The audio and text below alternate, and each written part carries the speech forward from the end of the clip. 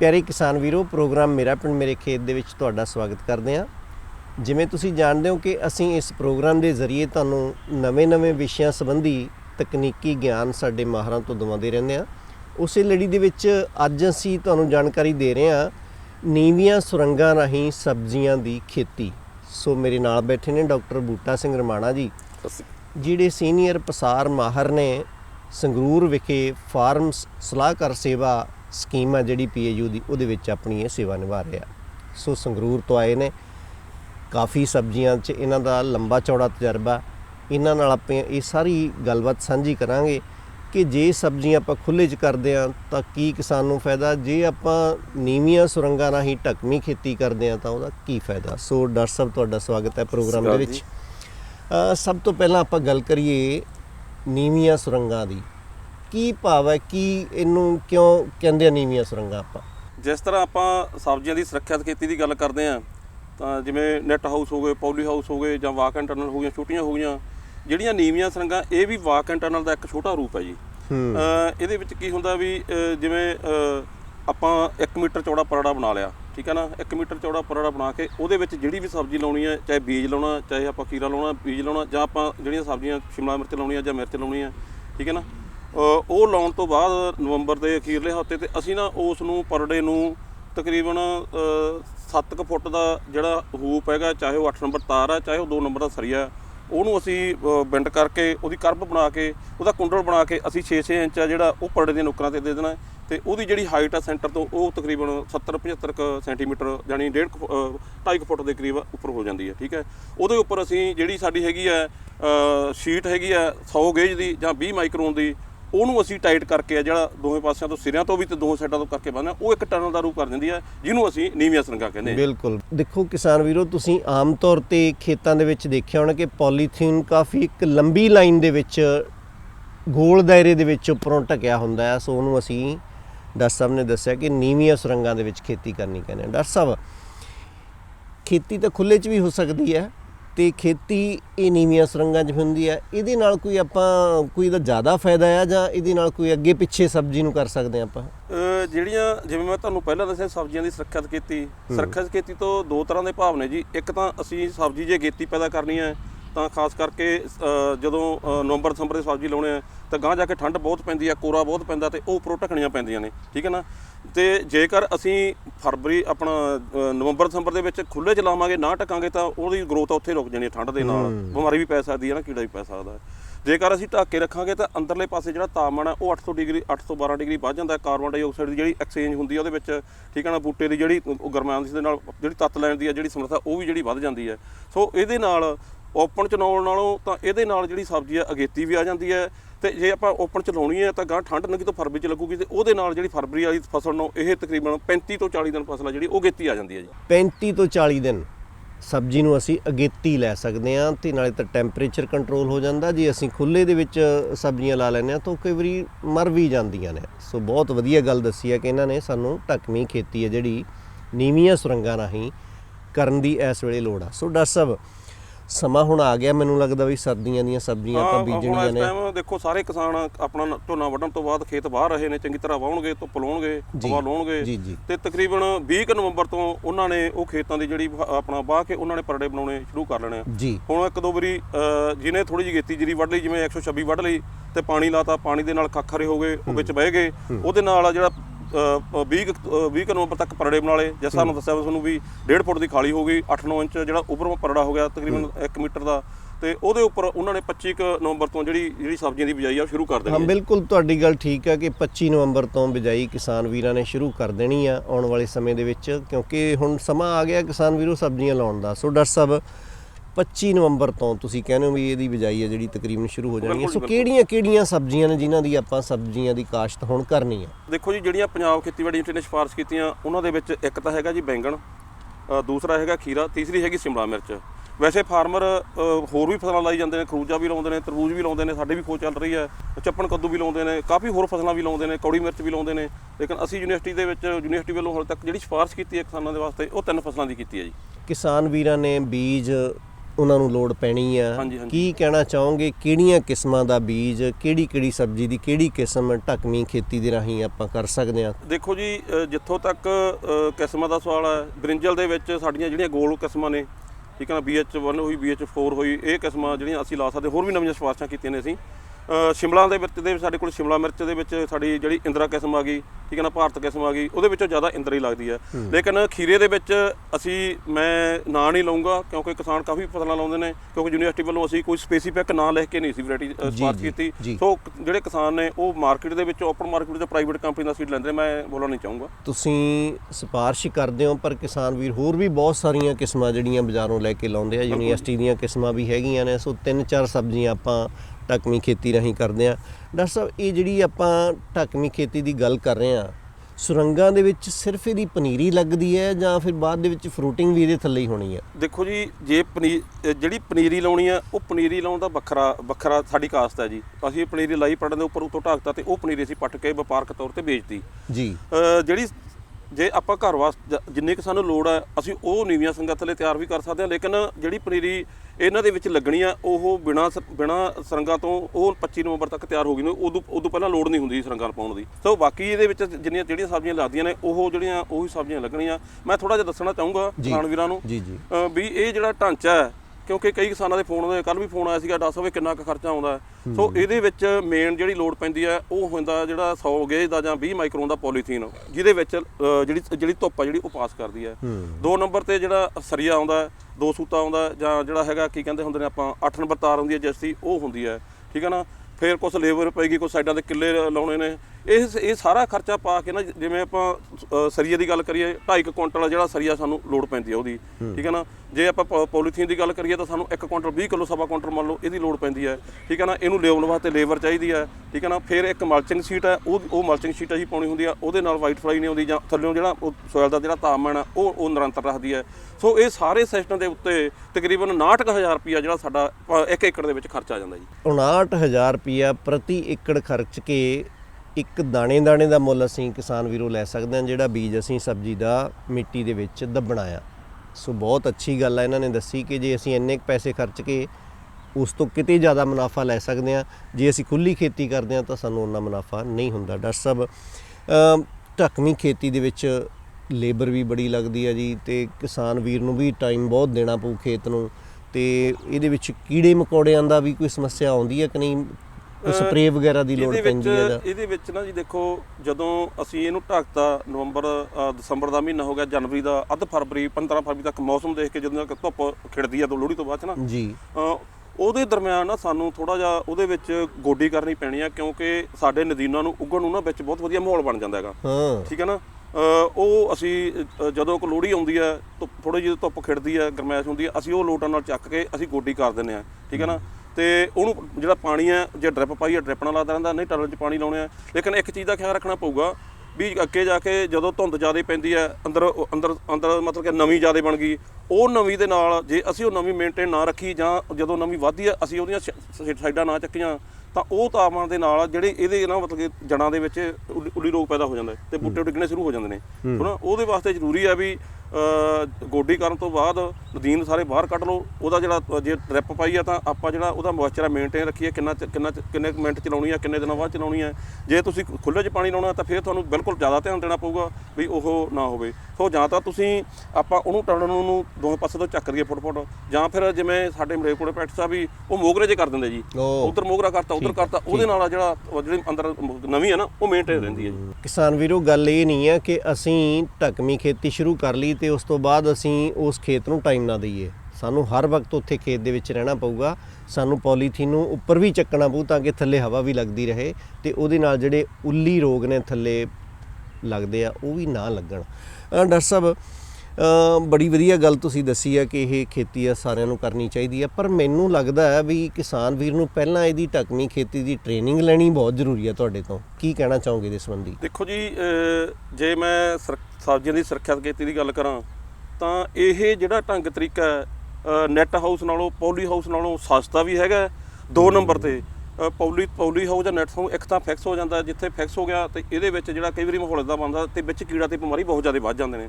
ਹੁਣ ਜਿਹੜੀ ਲੋਟਣ ਦਾ ਤਰੀਕਾ ਹੈ, ਠੀਕ ਹੈ ਨਾ, ਇਹ ਸੌਖਾ ਵੀ ਹੈ ਫਾਰਮਰ ਆਪ ਵੀ ਲਾ ਸਕਦਾ। ਨੰਬਰ 2 ਤੇ ਜੇ ਉਹ ਖੇਤ 'ਚ ਪ੍ਰੋਬਲਮ ਆ ਗਈ ਉਹਨੂੰ ਪੱਟ ਕੇ ਕਿਤੇ ਹੋਰ ਵੀ ਲਿਆ ਸਕਦਾ। ਯਾਨੀ ਇਹ ਮੂਵੇਬਲ ਹੈਗਾ ਜੀ, ਠੀਕ ਹੈ ਨਾ। ਜਿਵੇਂ ਐਸ ਖਾਸ ਕਰਕੇ ਕੱਦੂ ਜਾਤੀ ਦੀਆਂ ਸਬਜ਼ੀਆਂ 'ਚ ਕੀ ਹੁੰਦਾ ਵੀ ਜਦੋਂ ਤੁਸੀਂ ਐਸ ਖੇਤ ਦੇ ਵਿੱਚ ਖੀਰਾ ਲਾ ਲਿਆ ਜਾਂ ਕੁਝ ਵੀ ਲਾ ਲਿਆ, ਉੱਥੇ ਬਿਮਾਰੀ ਆਉਣੀ ਸ਼ੁਰੂ ਹੋ ਗਈ। ਸੋ ਸਾਨੂੰ ਅਗਲੇ ਸਾਲ ਜਾਂ 2 ਸਾਲਾਂ ਬਾਅਦ ਖੇਤ ਬਦਲਣਾ ਪਊਗਾ। ਸੋ ਇਹ ਬਦਲੀ ਜਾਊਗੀ, ਤੁਸੀਂ ਚੱਕ ਕੇ ਇਹਨੂੰ ਹੋਰ ਕਿਤੇ ਲਿਜਾ ਸਕਦੇ ਹੋ, ਠੀਕ ਹੈ ਨਾ। ਸੋ ਇਹ ਬਹੁਤ ਵਧੀਆ ਜਿਹੜੇ ਹੈਗੀ ਆ ਤਕਨੀਕ ਆ ਜਿਹੜੀ ਇਹ ਬਹੁਤ ਵਧੀਆ ਹੈਗੀ ਆ। ਇਹਦੇ ਵਿੱਚ ਫਾਰਮਰ ਨੂੰ ਲਾਉਣਾ ਵੀ ਸੌਖਾ ਹੈ, ਖਰਚਾ ਵੀ ਘੱਟ ਆਉਂਦਾ ਤੇ ਮੂਵਲ ਵੀ ਹੈਗੀ ਆ ਜੀ। ਕਹਿਣ ਦਾ ਭਾਵ ਕਿ ਤੁਹਾਡੇ ਨਾਲ ਸੰਪਰਕ ਜ਼ਰੂਰ ਕਿਸਾਨ ਵੀ ਕਰ ਲੈਣਾ। ਜਿੱਥੋਂ ਤੱਕ ਟ੍ਰੇਨਿੰਗ ਦਾ ਸੀਗਾ, ਉਹਦੇ ਵਾਸਤੇ ਸਾਡੇ ਇਸ ਯੂਨੀਵਰਸਿਟੀ ਦੇ ਵਿੱਚ ਵੀ ਜਾਂ ਜਿੰਨੇ ਸਾਡੇ ਕ੍ਰਿਸ਼ੀ ਵਿਗਿਆਨ ਕੇਂਦਰ ਨੇ ਜਾਂ ਸਾਡੇ ਫਾਰਮ ਸਲਾਹਕਾਰ ਸੇਵਾ ਕੇਂਦਰ ਨੇ, ਉਹਨਾਂ ਸਾਰਿਆਂ ਦੇ ਵਿੱਚ ਉੱਥੇ ਇਹ 5 ਦਿਨ ਦੀ 3 ਦਿਨ ਦੀ ਅਸੀਂ ਟ੍ਰੇਨਿੰਗ ਜਿਹੜੀ ਕਿਸਾਨਾਂ ਵਾਸਤੇ ਦਿੰਦੇ ਹਾਂ ਜੀ। ਸੋ ਦੇਖੋ, ਬਹੁਤ ਵਧੀਆ ਗੱਲ ਹੈ ਕਿਸਾਨ ਵੀਰੋ। ਆਪਾਂ ਆਉਣ ਵਾਲੇ ਸਮੇਂ ਦੇ ਵਿੱਚ ਸਬਜ਼ੀਆਂ ਜੇ ਅਸੀਂ ਲਾਉਂਦੇ ਹਾਂ ਤਾਂ ਇਸ ਖੇਤੀ ਵੱਲ ਨੂੰ ਆਪਾਂ ਮੁੜੀਏ, ਕਿਉਂਕਿ ਇਹਦੇ ਵਿੱਚ ਸ਼ੋਰ ਹੈ ਕਿ ਸਾਡੇ ਬੂਟੇ ਸਾਰੇ ਦੇ ਸਾਰੇ ਸਾਡੇ ਬਹੁਤ ਵਧੀਆ ਹਰੇ ਹੋਣਗੇ, ਕੋਈ ਬੀਜ ਖਰਾਬ ਨਹੀਂ ਹੁੰਦਾ ਤੇ ਸਾਨੂੰ ਵਧੇਰੇ ਆਮਦਨ ਵੀ ਹੋਊਗੀ। ਲੋੜ ਹੈ ਸਾਨੂੰ ਇਸ ਵੱਲ ਨੂੰ ਆਉਣ ਦੀ। ਸੋ ਡਾਕਟਰ ਬੂਟਾ ਸਿੰਘ ਰਮਾਣਾ ਜੀ, ਬਹੁਤ ਵਧੀਆ ਜਾਣਕਾਰੀ ਦਿੱਤੀ ਹੈ। ਤੁਹਾਡਾ ਇੰਨੀ ਜਾਣਕਾਰੀ ਦੇਣ ਲਈ ਬਹੁਤ ਬਹੁਤ ਧੰਨਵਾਦ।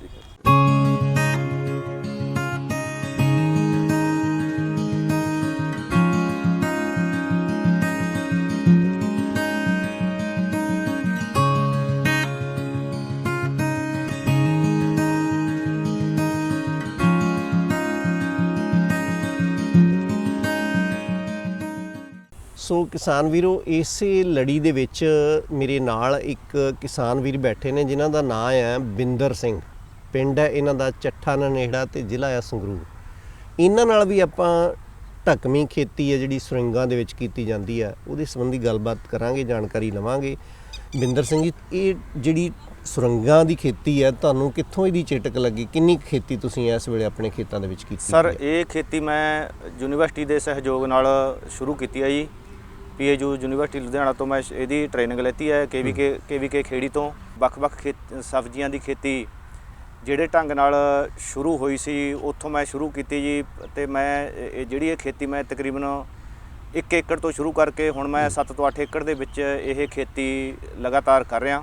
ਅਤੇ ਇਹਦੇ ਵਿੱਚ ਮੈਂ ਜਿਹੜੀ ਸਬਜ਼ੀਆਂ ਦੀ ਖੇਤੀ ਕਰ ਰਿਹਾ ਉਹਦੇ ਵਿੱਚ ਮੈਂ ਸ਼ਿਮਲਾ ਮਿਰਚ, ਹਰੀ ਮਿਰਚ ਅਤੇ ਖੀਰਾ ਇੰਟਰਕ੍ਰੋਪ, ਘੀਆ ਕੱਦੂ, ਚੱਪਣ ਕੱਦੂ ਤੇ ਖਰਬੂਜਾ ਤੇ ਤਰਬੂਜ, ਇਹਨਾਂ ਦੀ ਮੈਂ ਖੇਤੀ ਕਰ ਰਿਹਾ ਜੀ ਲਗਾਤਾਰ। 1 ਏਕੜ ਤੋਂ ਸ਼ੁਰੂ ਕੀਤਾ ਸੀ ਯੂਨੀਵਰਸਿਟੀ ਦੇ ਸਹਿਯੋਗ ਦੇ ਨਾਲ, ਉਹਨਾਂ ਤੋਂ ਟ੍ਰੇਨਿੰਗ ਲੈ ਕੇ ਇਹਨਾਂ ਨੇ, ਤੇ ਅੱਜ ਇਹ ਕਾਫੀ ਵੱਡੇ ਪੱਧਰ ਤੇ ਖੇਤੀ ਢਕਵੀਂ ਕਰ ਰਹੇ ਆ ਜਿਹਦੇ 'ਚ ਇਹਨਾਂ ਨੂੰ ਬਹੁਤ ਫਾਇਦਾ। ਸੋ ਜਦੋਂ ਤੁਸੀਂ ਇਸ ਖੇਤੀ ਦੀ ਸ਼ੁਰੂਆਤ ਕੀਤੀ ਤੁਹਾਨੂੰ ਲੱਗਿਆ ਵੀ ਇਹਦੇ ਵਿੱਚ ਸਮੱਸਿਆਵਾਂ ਕਾਫੀ ਆ, ਵੀ ਲੇਬਰ ਦਾ ਵੀ ਬੜਾ ਪ੍ਰਬੰਧ ਕਰਨਾ ਪੈਂਦਾ, ਕੋਈ ਤੁਹਾਨੂੰ ਇਹੋ ਜਿਹੀ ਸਮੱਸਿਆ ਦਾ ਸਾਹਮਣਾ ਕਰਨਾ ਪਿਆ ਸ਼ੁਰੂਆਤ 'ਚ? ਸਰ, ਪਹਿਲੀ ਸਟਾਰਟਿੰਗ 'ਚ ਮੈਨੂੰ ਸਮੱਸਿਆਵਾਂ ਆਈਆਂ। ਜਿਵੇਂ ਲੇਬਰ ਮੇਰੀ ਅਨਟ੍ਰੇਨਡ ਸੀ ਜੀ, ਉਹਨੂੰ ਮੈਨੂੰ ਦੱਸਣਾ ਪੈਂਦਾ ਲਗਾਤਾਰ। ਯੂਨੀਵਰਸਿਟੀ ਜਿਹੜੀ ਵੀ ਕੋਈ ਤਕਨੀਕੀ ਪ੍ਰੋਬਲਮ ਆਉਂਦੀ ਉਹ ਸਾਰੀ ਉਹਨਾਂ ਤੋਂ ਮਤਲਬ ਸੋਲਵ ਹੋ ਜਾਂਦੀ ਸੀ। ਉਸ ਤੋਂ ਬਾਅਦ ਜਿਹੜੀ ਮੇਰੀ ਲੇਬਰ ਦੀ ਸਮੱਸਿਆ ਫਿਰ ਮੇਰੀ ਹੌਲੀ ਹੌਲੀ ਖਤਮ ਹੋਈ ਗਈ। ਅਤੇ ਜਿਹੜੀ ਮੇਰੀ ਨਦੀਨਾਂ ਦੀ ਸਮੱਸਿਆ ਸੀ ਉਹ ਫਿਰ ਮੈਂ ਉਸ ਤੋਂ ਬਾਅਦ ਜਦੋਂ ਮੈਂ 1 ਏਕੜ ਤੋਂ ਬਾਅਦ ਜਦੋਂ ਵੱਡੇ ਪੱਧਰ 'ਤੇ ਸ਼ੁਰੂ ਕੀਤੀ ਹੈ ਖੇਤੀ, ਅਤੇ ਫਿਰ ਮੈਂ ਡਰਿੱਪ ਅਤੇ ਲੋਅ ਟਨਲ ਨਾਲ ਸਟਾਰਟ ਕਰ ਲਿਆ ਜੀ। ਡਰਿੱਪ ਮੇਰੇ ਕੋਲ 8 ਏਕੜ ਦੇ ਵਿੱਚ ਹੈ ਅਤੇ ਉਹਦੇ ਨਾਲ ਮੈਂ ਲੋਅ ਟਨਲ ਕਰ ਲਈ। ਲੋਅ ਟਨਲ ਨਾਲ ਜਿਹੜੀ ਮੇਰੀ ਨਦੀਨਾਂ ਦੀ ਸਮੱਸਿਆ ਸੀ ਉਹ ਮੇਰੀ ਖਤਮ ਹੋ ਗਈ ਲੋਅ ਟਨਲ ਨਾਲ। ਅਤੇ ਜਿਹੜੀ ਉਹਦੇ ਵਿੱਚ ਬਿਮਾਰੀਆਂ ਵੀ ਆਉਂਦੀਆਂ ਸੀ ਉਹਦੇ ਨਾਲ ਉਹ ਵੀ ਥੋੜ੍ਹੀਆਂ ਹੋਰ ਕਵਰ ਹੋ ਗਈਆਂ। ਅਤੇ ਹੁਣ ਮੇਰੀ ਖੇਤੀ ਬੜੀ ਮਤਲਬ ਵਧੀਆ ਢੰਗ ਨਾਲ ਅਤੇ ਵਧੀਆ ਮੈਂ ਲਗਾਤਾਰ ਹਰੇਕ ਸਾਲ ਵਧੀਆ ਪ੍ਰੋਫਿਟ ਕਮਾ ਰਿਹਾ ਜੀ। ਗੱਲ ਇਹ ਵੀ ਜਿਹੜੀ ਤੁਸੀਂ ਢਕਵੀਂ ਖੇਤੀ ਕਰ ਰਹੇ ਹੋ, ਨੀਵੀਆਂ ਸੁਰੰਗਾਂ ਦੇ ਹੇਠ ਕਰ ਰਹੇ ਹੋ, ਉਹ ਸਾਰੀਆਂ ਪਨੀਰੀਆਂ ਹੀ ਤਿਆਰ ਕਰਦੇ ਹੋ ਅਤੇ ਪਨੀਰੀਆਂ ਅੱਗੇ ਵੇਚਦੇ ਹੋ ਜਾਂ ਅੱਗੇ ਫਿਰ ਉਹਨੂੰ ਫਰੂਟ ਤੱਕ ਵੀ ਲੈ ਜਾਂਦੇ ਹੋ? ਸਰ, ਮੈਂ ਸਬਜ਼ੀਆਂ ਦੀ ਪਨੀਰੀਆਂ ਵੀ ਤਿਆਰ ਕਰਦਾ ਜੀ ਆਪਣੇ ਖੇਤ ਦੇ ਵਿੱਚ। ਮੈਂ ਜ਼ਿਮੀਂਦਾਰਾਂ ਨੂੰ ਹੋਰ ਵੀ ਥੋੜ੍ਹੀਆਂ ਸੇਲ ਕਰਦਾ ਅਤੇ ਨਾਲ ਮੈਂ ਆਪਣੇ ਖੇਤ ਦੇ ਵਿੱਚ ਪਨੀਰੀਆਂ ਅਤੇ ਬੀਜ ਦੋਨੇ ਚੀਜ਼ਾਂ ਲੱਗਦੀਆਂ ਨੇ ਜੀ। ਪਨੀਰੀ ਜਿਵੇਂ ਸ਼ਿਮਲਾ ਮਿਰਚ ਦੀ ਪਨੀਰੀ ਲਾਉਂਦੇ ਹਾਂ ਅਤੇ ਖਰਬੂਜੇ ਦੀ ਪਨੀਰੀ ਵੀ ਉਹ ਵੀ ਲਾ ਦਿੰਦੇ ਹਾਂ। ਹਰੀ ਮਿਰਚ ਦੀ ਪਨੀਰੀ ਵੀ ਉਹ ਵੀ ਪਨੀਰ ਤਿਆਰ ਕਰਕੇ ਲਾਉਂਦੇ ਹਾਂ। ਕੁਛ ਸੀਡ ਤਿਆਰ ਕਰਕੇ ਲਾਉਂਦੇ ਹਾਂ, ਜਿਵੇਂ ਘੀਏ ਦਾ ਹੋ ਗਿਆ, ਚੱਪਣ ਕੱਦੂ ਦਾ ਹੋ ਗਿਆ। ਇਹ ਸੀੜੇ ਮਤਲਬ ਲੈ ਕੇ, ਅਤੇ ਜਿਵੇਂ ਯੂਨੀਵਰਸਿਟੀ ਦੀ ਵਰਾਇਟੀ ਹੈਗੀ ਆ ਘੀਆ ਦੀ, ਪੰਜਾਬ ਕੋਮਲ, ਉਹ ਵਰਾਇਟੀਆਂ ਆਪਣੇ ਖੇਤ ਵਿੱਚ ਲਾਉਂਦੇ ਲਗਾਤਾਰ। ਅਤੇ ਉਹ ਜਿਹੜੀਆਂ ਪਨੀਰੀਆਂ ਨੇ ਉਹ ਆਪ ਤਿਆਰ ਕਰਕੇ ਆਪਣੇ ਖੇਤ ਦੇ ਵਿੱਚ ਲਾਈਆਂ ਨੇ ਅਤੇ ਕੁਛ ਜ਼ਿਮੀਂਦਾਰਾਂ ਨੂੰ ਵੀ ਸੇਲ ਕਰੀਦੀਆਂ ਨੇ ਜੀ। ਜੇ ਇਹੋ ਜਿਹੇ ਕਿਸਾਨ ਵੀਰ ਪਨੀਰੀਆਂ ਵਧੀਆ ਤਿਆਰ ਕਰਦੇ ਆ ਤਾਂ ਸਾਡੇ ਸਾਰੇ ਕਿਸਾਨ ਵੀਰ ਉੱਥੋਂ ਪਨੀਰੀ ਲੈ ਕੇ ਅੱਗੇ ਸਬਜ਼ੀ ਘਰ ਦੀ ਕਰਦੇ ਆ, ਅਤੇ ਘਰ ਦੀ ਸਬਜ਼ੀ ਜਿਹੜੀ ਤੁਹਾਨੂੰ ਪਤਾ ਕਿਸਾਨ ਵੀਰੋ ਕਿੰਨੀ ਵਧੀਆ ਹੁੰਦੀ ਹੈ ਅਤੇ ਕੋਈ ਉੱਤੇ ਛਿੜਕਾਅ ਨਹੀਂ ਕਰਨ ਦੀ ਲੋੜ। ਜੇ ਆ ਵੀ ਜਾਂਦਾ ਕੀੜਾ ਤਾਂ ਆਪਾਂ ਘਰ ਦੇ ਲਈ ਜਿਹੜੀ ਸਬਜ਼ੀ ਲਈ ਉਹਨੂੰ ਕਿਸੇ ਨਾ ਕਿਸੇ ਤਰੀਕੇ ਹੋਰ ਤਰ੍ਹਾਂ ਹੱਲ ਕਰ ਲਈਏ। ਬਿੰਦਰ ਸਿੰਘ ਜੀ, ਗੱਲ ਇਹ ਆ ਵੀ ਤੁਸੀਂ ਖੇਤੀ ਕਾਫੀ ਕਰ ਰਹੇ ਹੋ। ਸਾਡੇ ਕਿਸਾਨ ਵੀਰ ਜਿਹੜੇ ਨਵੇਂ ਨੇ, ਜਿਨ੍ਹਾਂ ਨੇ ਇਹ ਕੰਮ ਸ਼ੁਰੂ ਕਰਨਾ ਜਾਂ ਉਹ ਚਾਹੁੰਦੇ ਹੋਣ ਤੁਹਾਡੇ ਵਾਂਗੂ ਅਸੀਂ ਇਹ ਜਾਣਕਾਰੀ ਤੁਹਾਡੇ ਤੋਂ ਲੈ ਕੇ ਅਸੀਂ ਵੀ ਸ਼ੁਰੂ ਕਰੀਏ, ਕੀ ਕਹਿਣਾ ਚਾਹੋਗੇ ਉਹਨਾਂ ਨੂੰ ਕਿ ਕਿੰਨੇ ਕੁ ਕੰਮ ਤੋਂ ਸ਼ੁਰੂ ਕਰਨ ਤੇ ਕਿਹੜੀ ਪਨੀਰੀ ਲਾਉਣ ਤੇ ਬਾਅਦ ਦੇ ਵਿੱਚ ਕੰਮ ਨੂੰ ਵਧਾਉਣ? ਕੀ ਕਹਿਣਾ ਚਾਹੋਗੇ? ਸਰ, ਮੈਂ ਸਾਰੇ ਕਿਸਾਨ ਭਰਾਵਾਂ ਨੂੰ ਬੇਨਤੀ ਕਰੂੰਗਾ ਵੀ ਉਹ 1 ਏਕੜ ਤੋਂ ਸ਼ੁਰੂ ਕਰਨ ਸਟਾਰਟਿੰਗ 'ਚ। ਉਹਦੇ ਬਾਰੇ ਉਹਦੀ ਪਨੀਰੀਆਂ ਵੈਰਾਈਟੀ ਕਿਹੜੇ ਟਾਈਮ ਤੇ ਕਦੋਂ ਲੱਗਣੀਆਂ ਉਹ, ਤੇ ਉਹਦਾ ਕਿੰਨਾ ਝਾੜ ਆਉਂਦਾ ਹੈ, ਉਹਦੇ ਬਾਰੇ ਉਹਨਾਂ ਨੂੰ 1 ਏਕੜ ਤੋਂ ਸ਼ੁਰੂ ਕਰ ਲੈਣ। 1 ਏਕੜ ਦੇ ਵਿੱਚ ਥੋੜੇ ਜਿਵੇਂ 1 ਬਿੱਗੇ ਦਾ ਕੁਛ ਲਾਤਾ, 2 ਬਿੱਗੇ ਕੁਛ ਲਾਤਾ, ਇਦਾਂ ਕਰਕੇ ਉਹਨਾਂ ਨੇ ਮਤਲਬ 4-5 ਸਬਜ਼ੀਆਂ ਤੇ ਟਰਾਈ ਰੱਖਣ। ਉਹ 4-5 ਸਬਜ਼ੀਆਂ ਨੂੰ ਲਗਾਤਾਰ ਉਹ ਆਪ ਵੀ ਮਾਰਕੀਟ 'ਚ ਵੇਚ ਸਕਦੇ ਨੇ। ਤੇ ਉਸ ਤੋਂ ਬਾਅਦ ਉਹਨਾਂ ਨੂੰ ਜਦੋਂ ਉਹਦੀ ਪੂਰੀ ਟ੍ਰੇਨਿੰਗ ਹੋ ਗਈ, ਇਹਦਾ ਪੂਰਾ ਮਾਸਟਰ ਬਣਨਾ ਪੈਂਦਾ। ਇਹਦੇ ਬਾਰੇ ਹਰੇਕ ਚੀਜ਼, ਹਰੇਕ ਬਿਮਾਰੀ ਦੀ ਕਿਹੜੀ ਦਵਾਈ ਇਹ 'ਤੇ ਸਪਰੇਅ ਹੋਣੀ ਹੈ, ਕਿਹੜੇ ਟਾਈਮ 'ਤੇ ਸਪਰੇਅ ਹੋਣੀ ਹੈ, ਤੇ ਉਹ ਚੀਜ਼ਾਂ ਸਾਰੀਆਂ ਧਿਆਨ ਰੱਖ ਕੇ ਫਿਰ ਇਹਨੂੰ ਸ਼ੁਰੂ ਕਰਨ। ਤੇ ਇਹਦੇ ਵਿੱਚੋਂ ਜਿਹੜੀ ਅੱਗੇ ਜਾ ਕੇ ਇਹਨੂੰ ਵਧਾ ਲੈਣਾ, ਇਹਦੀ ਜਿਹੜੀ ਆਮਦਨ ਹੈਗੀ ਆ ਉਹ ਬਹੁਤ ਹੈ। ਜਿਹੜੀ ਆਪਣੀ ਰਵਾਇਤੀ ਖੇਤੀ ਆ, ਕਣਕ ਝੋਨੇ ਦੀ ਖੇਤੀ ਆ, ਉਹਦੇ ਨਾਲੋਂ ਇਹਦੇ ਵਿੱਚ ਤਕਰੀਬਨ 2.5 ਲੱਖ ਰੁਪਈਆ ਹਰੇਕ ਸਾਲ, 2 ਤੋਂ 2.5 ਲੱਖ, ਕਿਤੇ ਕਿਸੇ ਸਾਲ 3 ਲੱਖ ਵੀ 1 ਏਕੜ 'ਚੋਂ ਪ੍ਰੋਫਿਟ ਹੋ ਜਾਂਦਾ। ਪਰ ਪ੍ਰੋਫਿਟ ਕਮਾਈ ਹੋ ਜਾਂਦੀ ਹੈ 1 ਸਾਲ ਦੀ 2.5 ਤੋਂ 3 ਲੱਖ। ਪਰ ਇਹਨੂੰ ਮਤਲਬ ਸੀਮਿਤ ਰੱਖਣ ਜ਼ਿਮੀਂਦਾਰ, ਇਹ ਧਿਆਨ ਵੀ ਰੱਖਣ ਵੀ ਕਿਹੜੀ ਚੀਜ਼ ਜ਼ਿਆਦਾ ਬੀਜੀ ਹੈਗੀ ਹੈ। ਉਹਦਾ ਕਿਸਾਨਾਂ ਨੂੰ ਪਤਾ ਹੋਣਾ ਚਾਹੀਦਾ ਹੈ ਵੀ ਆਪਾਂ ਕਿਹੜੇ ਏਰੀਏ 'ਚ ਕਿੰਨੀ ਜ਼ਿਆਦਾ ਫਸਲ ਬੀਜ ਗਈ, ਤਾਂ ਉਹਨੂੰ ਦੇਖ ਕੇ ਆਪਣੇ ਹਿਸਾਬ ਨਾਲ ਉਹਨੂੰ ਬੀਜਣੀ ਚਾਹੀਦੀ ਹੈ ਜੀ। ਸੋ ਬਹੁਤ ਹੁੰਦਾ 2.5 ਲੱਖ ਰੁਪਈਆ ਪ੍ਰਤੀ ਏਕੜ ਕਮਾਉਣਾ। ਜੇ ਆਪਾਂ ਵੀ ਚਾਹੁੰਦੇ ਆ ਨਾ, ਥੋੜ੍ਹੀ ਜਿਹੀ ਮਿਹਨਤ ਤਾਂ ਸਾਨੂੰ ਜ਼ਰੂਰ ਕਰਨੀ ਪਊਗੀ। ਨਾਲੇ ਆਪਾਂ ਉੱਥੇ ਬੇਰੁਜ਼ਗਾਰਾਂ ਨੂੰ, ਬਹੁਤ ਸਾਰਿਆਂ ਨੂੰ ਲੇਬਰ ਵੀ ਸਾਡੇ ਪਿੰਡ ਦਿਆਂ ਨੂੰ ਆਪਾਂ ਦੇਵਾਂਗੇ। ਕਿੰਨੀ ਅੱਛੀ ਗੱਲ ਹੈ। ਸੋ ਬਿੰਦਰ ਸਿੰਘ ਜੀ, ਗੱਲ ਇਹ ਹੈ ਵੀ ਦੇਖੋ, ਆਮਦਨ ਤਾਂ ਬਹੁਤ ਵਧੀਆ ਹੋ ਜਾਂਦੀ ਹੈ, ਪਰ ਮਿਹਨਤ ਵੀ ਬਹੁਤ ਜ਼ਿਆਦਾ ਆ ਜੀ ਸਰ। ਤੇ ਮਾਰਕੀਟਿੰਗ ਕਿੱਦਾਂ ਫਿਰ ਕਰਦੇ ਹੋ? ਜਿਹੜੀ ਤੁਸੀਂ ਕਿ ਪਨੀਰੀ ਹੀ ਵੇਚਦੇ ਹੋ ਅੱਗੇ, ਜਾਂ ਸਬਜ਼ੀ ਦੀ ਵੀ ਮਾਰਕੀਟ ਕਰਦੇ ਹੋ, ਕਿਸ ਤਰ੍ਹਾਂ? ਥੋੜ੍ਹਾ ਜਿਹਾ, ਕਿਉਂਕਿ 2.5-3 ਲੱਖ ਜਿਹੜਾ ਰੁਪਈਆ ਅਸੀਂ ਵੱਟਣਾ, ਐਵੇਂ ਨਹੀਂ ਵੱਟਿਆ ਜਾਣਾ। ਮਿਹਨਤ ਵੀ ਕਰਨੀ ਪੈਣੀ ਆ, ਦੂਰ ਦੁਰਾਡੇ ਸਾਨੂੰ ਪ੍ਰਚਾਰ ਵੀ ਕਰਨਾ ਪੈਣਾ। ਕੀ ਇਹਦੇ ਸੰਬੰਧੀ ਕੀ ਕਰਦੇ ਹੋ? ਸਰ, ਪਨੀਰੀ ਵੀ ਮੈਂ ਪਨੀਰੀ ਸੇਲ ਕਰਦਾ ਜੀ ਜ਼ਿਮੀਂਦਾਰਾਂ ਨੂੰ, ਪਰ ਜ਼ਿਆਦਾ ਮੇਰਾ ਫੋਕਸ ਸਬਜ਼ੀਆਂ ਤੇ ਹੈਗਾ ਜੀ। ਸਬਜ਼ੀਆਂ ਦੇ ਵਿੱਚ ਮੇਰੀ ਇੱਕ ਤਾਂ ਮੇਰੇ ਕੋਲੇ ਲੇਬਰ ਕੰਮ ਕਰਦੀ, ਮੈਂ 10 ਮਤਲਬ ਲੇਡੀਜ਼ ਨੂੰ ਲਗਾਤਾਰ ਸਾਰਾ ਸਾਲ ਲਗਾਤਾਰ ਕੰਮ ਦੇ ਰਿਹਾ ਜੀ। ਤੇ ਜਿਹੜੀ ਸਬਜ਼ੀਆਂ ਦੀ ਮੇਰੀ ਮਾਰਕੀਟ ਹੈਗਾ, ਉਹ ਮੇਰੇ ਕੋਲ ਵਪਾਰੀਆਂ ਦੇ ਸਾਰਿਆਂ ਦੇ ਨੰਬਰ ਹੈਗੇ ਨੇ।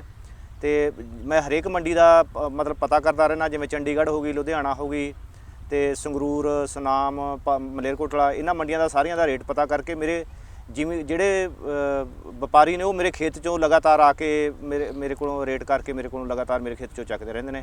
ਤੇ ਮਾਰਕੀਟ ਦੀ ਮੈਨੂੰ ਕੋਈ ਵੱਡੀ ਸਮੱਸਿਆ ਨਹੀਂ ਆਉਂਦੀ। ਮੈਨੂੰ ਸਾਰੀ ਮਾਰਕੀਟ ਦਾ ਆਲ ਅਰਾਊਂਡ ਪਤਾ ਹੀ ਰਹਿੰਦਾ ਹਰ ਟਾਈਮ। ਤੇ ਜਦੋਂ ਛੋਟੀ ਮਤਲਬ ਹੁੰਦੀਆਂ ਨੇ, ਅਤੇ ਉਸ ਟਾਈਮ ਮੈਂ ਆਪਣੇ ਮਤਲਬ ਖੇਤ ਦੇ ਵਿੱਚੋਂ ਜਾਂ ਸੁਨਾਮ ਮੰਡੀ, ਜਿਹੜੀ ਮੈਨੂੰ ਨੇੜੀਆਂ ਮੰਡੀਆਂ ਪੈਂਦੀਆਂ ਨੇ, ਉਹਨਾਂ 'ਚ ਮੈਂ ਆਪ ਮਾਰਕੀਟ ਕਰ ਲੈਣਾ ਜੀ। ਸੋ ਦੇਖੋ, ਮੈਂ ਹਰ ਵਾਰ ਇਹੀ ਕਹਿਣਾ ਕਿਸਾਨ ਵੀਰੋ, ਪਹਿਲਾਂ ਸਬਜ਼ੀਆਂ ਦੀ ਇਹ ਖੇਤੀ ਕਰਦੇ ਕਿਸਾਨ ਵੀਰ ਦੇ ਨਾਲ ਮੁਲਾਕਾਤ ਕਰੋ। ਉਹਦੇ ਨਾਲ 5-10 ਦਿਨ, 1 ਮਹੀਨਾ, 1.5 ਮਹੀਨਾ ਲਾਓ, ਤਾਂ ਹੀ ਆਪਾਂ ਇਹ ਖੇਤੀ ਬਾਰੇ ਸਿੱਖ ਕੇ ਆਪਣੇ ਖੇਤ ਦੇ ਵਿੱਚ ਕੰਮ ਕਰ ਸਕਦੇ ਹਾਂ। ਸੋ ਵਿੰਦਰ ਸਿੰਘ ਜੀ, ਬਹੁਤ ਅੱਛੀ ਤੁਸੀਂ ਜਾਣਕਾਰੀ ਦਿੱਤੀ ਹੈ। ਤੁਹਾਡਾ ਇੰਨੀ ਜਾਣਕਾਰੀ ਦੇਣ ਲਈ ਬਹੁਤ ਬਹੁਤ ਧੰਨਵਾਦ। ਧੰਨਵਾਦ ਜੀ।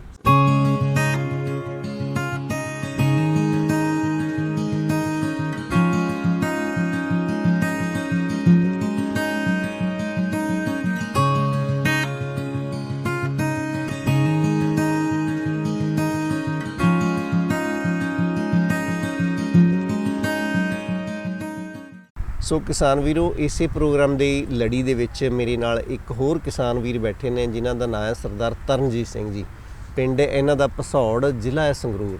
ਇਹ ਵੀ ਢਕਵੀਂ ਖੇਤੀ ਕਾਫੀ ਕਰਦੇ ਆ। ਸਾਰੀ ਜਾਣਕਾਰੀ ਇਹਨਾਂ ਤੋਂ ਹਾਸਲ ਕਰਾਂਗੇ। ਮੈਂ ਜੀ 2012 ਤੋਂ ਅੱਧਾ ਏਕੜ ਤੋਂ ਲੋਅ ਟਨਲ ਦੀ ਸਟਾਰਟ ਕੀਤੀ ਸੀ ਸਬਜ਼ੀ, ਤੇ ਹੁਣ ਮੈਂ ਤਕਰੀਬਨ 5 ਏਕੜ ਦੀ ਲੋਅ ਟਨਲ ਦੀ ਖੇਤੀ ਕਰ ਰਿਹਾ ਜੀ। ਤੇ ਉਹਦੇ ਵਿੱਚ ਅਸੀਂ ਤਕਰੀਬਨ ਨਵੰਬਰ ਲਾਸਟ ਤੋਂ ਹੁਣ ਕਰੇਲਾ, ਖੀਰਾ, ਮਿਰਚ, ਬਾਂਸਾਂ ਦੇ ਢਾਂਚੇ ਤੇ ਵੀ ਜੀ ਲੋਅ ਟਨਲ 'ਚ ਪਹਿਲਾਂ ਹੁਣ ਉਗਾਵਾਂਗੇ, ਤੇ ਉਹਨੂੰ ਉਦੋਂ ਬਾਅਦ ਅਸੀਂ ਫਰਵਰੀ 'ਚ ਲਾ ਕੇ ਜੀ ਬਾਂਸਾਂ ਦੇ ਢਾਂਚੇ ਤੇ ਚੜਾਵਾਂਗੇ। ਤੇ ਮਲਟੀ ਕ੍ਰੋਪਿੰਗ ਅਸੀਂ ਇੱਕ ਜਗ੍ਹਾ ਤੋਂ 3 ਸਬਜ਼ੀਆਂ ਲੈਂਦੇ ਹਾਂ ਜੀ। ਇੱਕ ਜਗ੍ਹਾ ਤੋਂ ਅਸੀਂ ਮਤਲਬ ਲੋਅ ਟਨਲ ਦੇ ਵਿੱਚ ਇੱਕ ਵੱਟ ਦੇ ਉੱਤੇ ਕਰੇਲਾ ਲਾਉਂਦੇ ਹਾਂ, ਦੂਸਰੇ ਵੱਟ ਤੇ ਖੀਰਾ ਤੇ ਹਰੀ ਮਿਰਚ ਲਾਉਂਦੇ ਹਾਂ, ਤੇ 3 ਸਬਜ਼ੀਆਂ ਇੱਕ ਜਗ੍ਹਾ ਤੋਂ ਅਸੀਂ ਪੈਦਾ ਕਰਦੇ ਹਾਂ ਜੀ। ਤੇ ਤਕਰੀਬਨ ਹੁਣ ਮੇਰੇ ਕੋਲੇ 5 ਏਕੜ ਦੀ ਚੱਲਦੀ ਹੈ ਖੇਤੀ। ਜੀ ਜੀ। ਤਰਨਜੀਤ ਸਿੰਘ ਜੀ, ਗੱਲ ਇਹ ਆ ਵੀ ਦੇਖੋ, ਜ਼ਿਮੀਂਦਾਰ ਕਹਿੰਦਾ ਵੀ ਸਾਨੂੰ ਬਚਦਾ ਕੁਛ ਨਹੀਂ ਹੈ, ਜੇ ਅਸੀਂ ਕਣਕ ਝੋਨੇ ਦਾ ਫਸਲੀ ਚੱਕਰ ਅਪਣਾਉਂਦੇ ਰਹੇ, ਮੈਨੂੰ ਨਹੀਂ ਲੱਗਦਾ ਫਿਰ ਉਹਦੇ ਵਿੱਚ ਕੁਝ ਬਚੂਗਾ। ਜੇ ਸਾਨੂੰ ਕੁਛ ਨਾ ਕੁਛ ਖੱਟਣਾ ਤਾਂ ਇਸ ਫਸਲੀ ਚੱਕਰ ਵੱਲ ਨੂੰ, ਤੁਹਾਡੇ ਵਾਲੇ ਵੱਲ ਨੂੰ ਆਉਣਾ ਪਊਗਾ। ਕੀ ਕਹਿਣਾ ਚਾਹੋਗੇ? ਸਰ, ਸਾਨੂੰ ਰਵਾਇਤੀ ਖੇਤੀ ਛੱਡਣੀ ਪਊਗੀ। ਸਾਨੂੰ ਇੱਕ ਜਿਹੜਾ ਝੋਨੇ ਤੇ ਕਣਕ ਦਾ ਰਵਾਇਤੀ ਖੇਤੀ 'ਚ ਆਪਾਂ ਪੁਰਾਣੇ ਲੱਗੇ ਹੋਏ ਆ ਉਹ ਛੱਡਣਾ ਪਊਗਾ।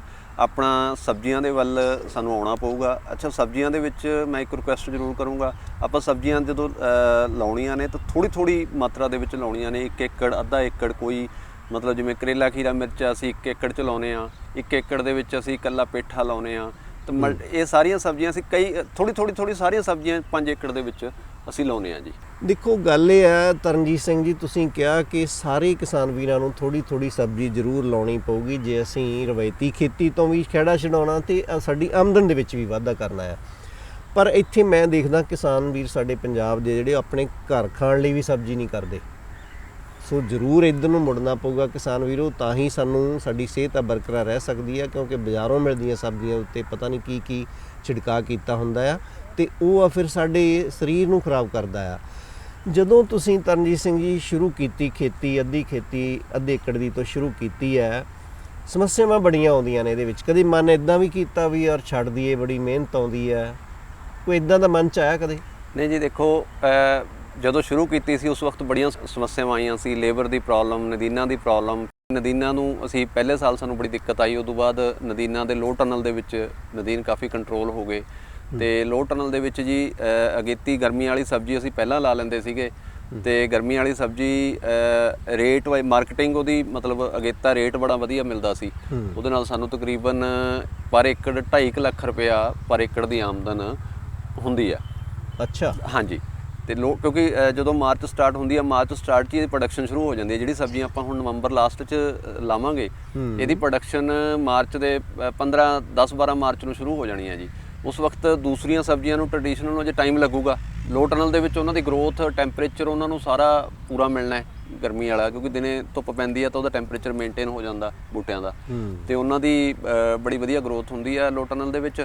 ਜਿਵੇਂ ਸਰਦੀਆਂ ਦਾ ਮੌਸਮ ਸ਼ੁਰੂ ਹੋ ਰਿਹਾ ਤੇ ਆਪਾਂ ਢਕਵੀਂ ਖੇਤੀ ਕਰਨੀ ਹੈ, ਕਿ ਸਾਰਾ ਸਾਲ ਹੀ ਇਹ ਕੰਮ ਚੱਲਦਾ ਰਹਿੰਦਾ? ਗਰਮੀਆਂ 'ਚ ਵੀ ਇਦਾਂ ਦੀਆਂ ਸਬਜ਼ੀਆਂ ਤੁਸੀਂ ਲਾਉਂਦੇ ਹੋ ਜਾਂ ਇਹ ਸੀਜ਼ਨ ਵਾਈਜ਼ ਹੀ ਕਰਦੇ ਹੋ? ਨਹੀਂ ਜੀ, ਸਾਰਾ ਸਾਲ ਹੀ ਅਸੀਂ ਸਬਜ਼ੀਆਂ ਲਾਉਂਦੇ ਆ। ਹੁਣ ਲੋਅ ਟਨਲ 'ਚ ਲਗਾਵਾਂਗੇ ਤੇ ਇਸ ਤੋਂ ਬਾਅਦ ਅਸੀਂ ਬੈਂਗਨ ਤੇ ਲੌਕੀ ਦੀ ਖੇਤੀ ਕਰਦੇ ਆ। ਉਹ ਅਸੀਂ ਵਿਦਆਊਟ ਲੋਅ ਟਨਲ ਲਾਉਂਦੇ ਆ ਤੇ ਉਹ ਵੀ ਬਹੁਤ ਅੱਛਾ ਸਾਨੂੰ ਮਤਲਬ ਮਾਰਜਨ ਦੇ ਕੇ ਜਾਂਦੀਆਂ ਨੇ। ਬੈਂਗਣ ਸਾਡੇ ਕੋਲੇ ਤਕਰੀਬਨ ਥਰੂ ਆਊਟ ਦੀ ਈਅਰ ਹੀ ਰਹਿੰਦਾ ਤੇ ਲੌਕੀ ਹੈ, ਲੌਕੀ ਵੀ ਸਾਡੇ ਕੋਲੇ ਤਕਰੀਬਨ ਗਰਮੀਆਂ ਦੇ ਵਿੱਚ ਅਸੀਂ ਬਾਂਸਾਂ ਦੇ ਢਾਂਚੇ ਤੇ ਲੌਕੀ ਪੈਦਾ ਕਰਦੇ ਆ ਜੀ।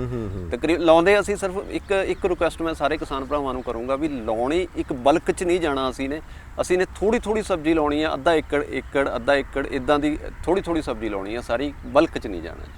ਦੇਖੋ ਕਿਸਾਨ ਵੀਰੋ, ਥੋੜ੍ਹੇ ਤੋਂ ਸ਼ੁਰੂ ਕਰਨੀ ਆ, ਥੋੜ੍ਹੀ ਲਾਉਣੀ ਆ ਸਬਜ਼ੀ, ਤਾਂ ਕਿ ਅਸੀਂ ਉਹਦੀ ਮਾਰਕੀਟਿੰਗ ਵੀ ਕਰ ਸਕੀਏ, ਕਿਉਂਕਿ ਇਹ ਚੀਜ਼ਾਂ ਇਹੋ ਜਿਹੀਆਂ, ਸਬਜ਼ੀ ਇਹੋ ਜਿਹੀ ਆ, ਅਸੀਂ ਇਹਨੂੰ ਰੱਖ ਨਹੀਂ ਸਕਦੇ ਬਹੁਤੇ ਦਿਨ। ਜੇ ਅਸੀਂ ਵੱਧ ਸਬਜ਼ੀ ਲਾ ਲਈ ਤਾਂ ਸਾਨੂੰ ਫਿਰ ਮਾਰਕੀਟਿੰਗ ਸਮੱਸਿਆ ਆਊਗੀ, ਇਸ ਲਈ ਸਾਨੂੰ ਥੋੜ੍ਹੀ ਸਬਜ਼ੀ ਤੋਂ ਸ਼ੁਰੂ ਕਰਨਾ ਪਊ। ਸੋ ਤਰਨਜੀਤ ਸਿੰਘ ਜੀ, ਬਹੁਤ ਅੱਛੀ ਜਾਣਕਾਰੀ, ਬਹੁਤ ਵਧੀਆ ਜਾਣਕਾਰੀ ਦਿੱਤੀ ਹੈ। ਤੁਹਾਡਾ ਇੰਨੀ ਜਾਣਕਾਰੀ ਦੇਣ ਲਈ ਬਹੁਤ ਧੰਨਵਾਦ।